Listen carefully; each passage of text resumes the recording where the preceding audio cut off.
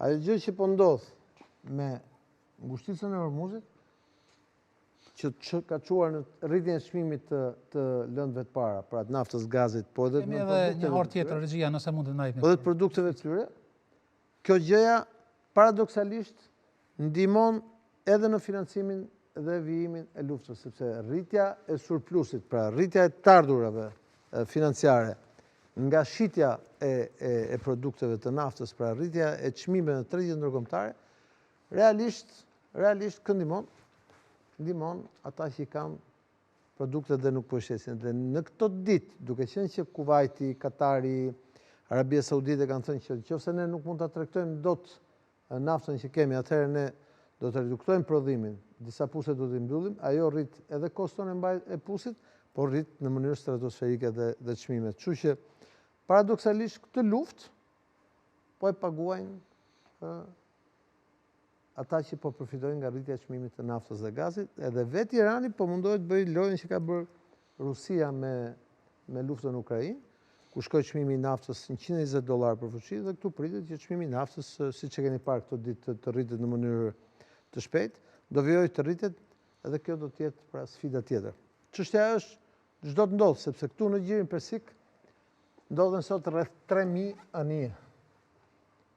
Dhe nëse nuk kanë garanci nga Irani për të kaluar ngushticën e Hormuzit, konflikti jo vetëm që zgjerohet, por karakteri ekonomiko-politik i konfliktit është përfshirë që në këtë moment si një karakter global.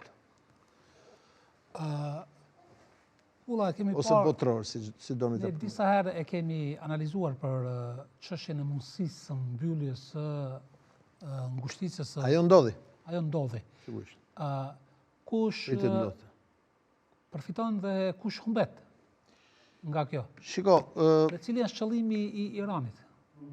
Qëllimi i Iranit është që t'i thotë gjithë këtyre që po ndihmojnë Amerikën dhe Izraelin që ju po më shkatroni nëpërmjet bombardimit, po unë do shkatroj ekonomitë e vendeve tuaja. Duke filluar nga BE, e cila nuk po reagon, tek inflacioni vetë në SBA, pavarësisht se kompanitë e naftës së SBA-s do përfitojnë shumë nga kjo gjë, por nga ana tjetër Irani ka shumë të qartë që pavarësisht inflacionit dhe problemeve që mund t'japin në tregje edhe për qytetarët amerikanë, basti për të arrëzuar regjimin dhe për të marrë në kontroll burimet natyrore të Iranit është shumë e rëndësishëm se sa humbja e parave në këtë moment edhe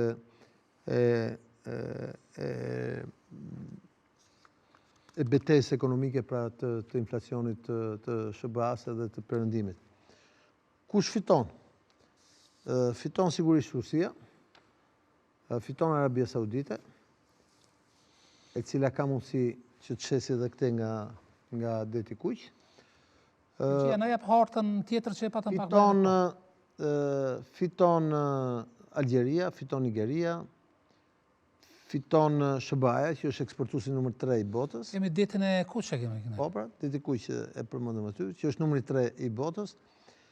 Fitojnë pra prodhuesit e naftës dhe të gazit dhe humbasin vendet me industri të madhe, siç janë vendet aziatike, ose mirë tigrat aziatik, Kina, India, Vietnami, Indonezia, Japonia, Filipinet, pra gjithë konsumuesit e kësaj naftës që vjen nga Irani. Dhe sigurisht që humbasim gjithë nga pak, sepse çmimi në karburantet tona dhe në produktet e karburanteve